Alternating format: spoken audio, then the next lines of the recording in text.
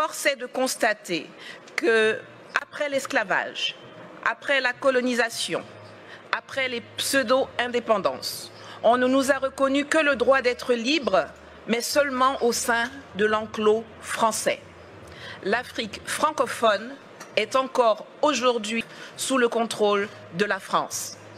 Cela remonte à 1984, lorsque les puissances coloniales se sont réunies à Berlin pour se partager l'Afrique, sans que les Africains aient leur mot à dire. L'Allemagne, l'Espagne, l'Angleterre, le Portugal ont compris depuis lors qu'il fallait sortir du schéma de la conférence de Berlin et redéfinir les contours d'une nouvelle coopération avec les pays africains. Pas la France, qui avance sans bouger, en portant des masques et qui considère toujours le continent africain comme sa propriété. Les peuples d'Afrique, et particulièrement la jeunesse, revendiquent pourtant avec de plus en plus de vigueur leur besoin de démocratie, leur droit à l'autodétermination,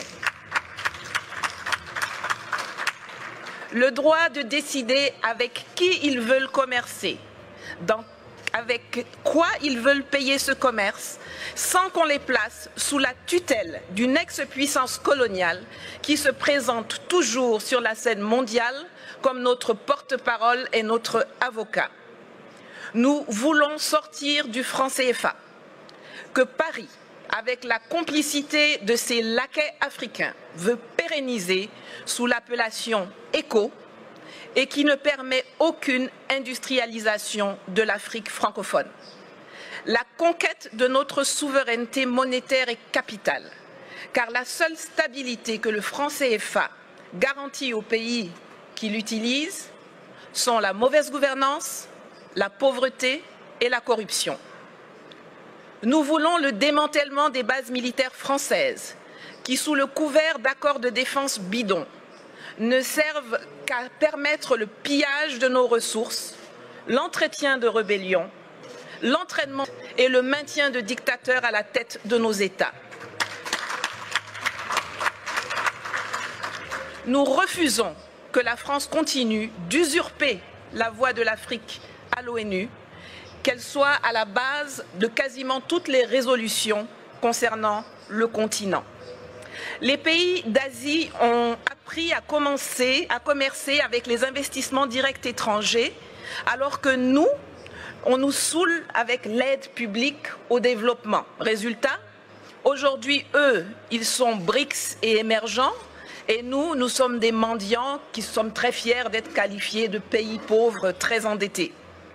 Cela doit changer, cela va changer. Nous y venons pour trouver des partenaires, pour faire du business gagnant-gagnant pour les pays africains concernés. L'Afrique regorge de potentialités. Mes prédécesseurs l'ont déjà dit, il y a une population qui grandit, dont 60% à moins de 30 ans, une position géostratégique, d'immenses ressources minières, naturelles, agricoles et surtout humaines.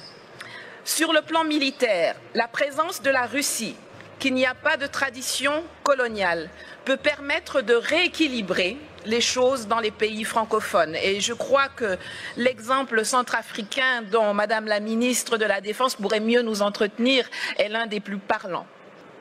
Sur le plan économique, la promesse de Sochi doit être celle de la rupture avec le huis clos actuel appauvrissant où la France semble avoir verrouillé les domaines de l'eau, de l'électricité, des routes, des ponts, des ports, par des monopoles protégés par les gouvernements respectifs ou par des passations de marché de gré à gré sans appel d'offres, pour que nous puissions enfin nous diriger vers une ouverture de l'économie à tous, sur le plan politique et diplomatique.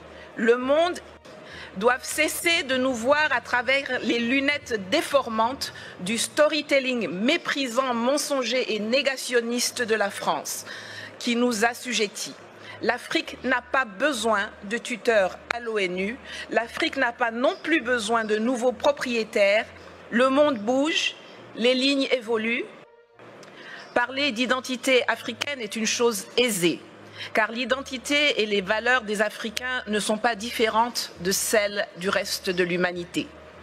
Nous avons les mêmes sentiments de solidarité, de compassion et les mêmes aspirations à la liberté, à la dignité, à la justice et à la propriété. Pourtant,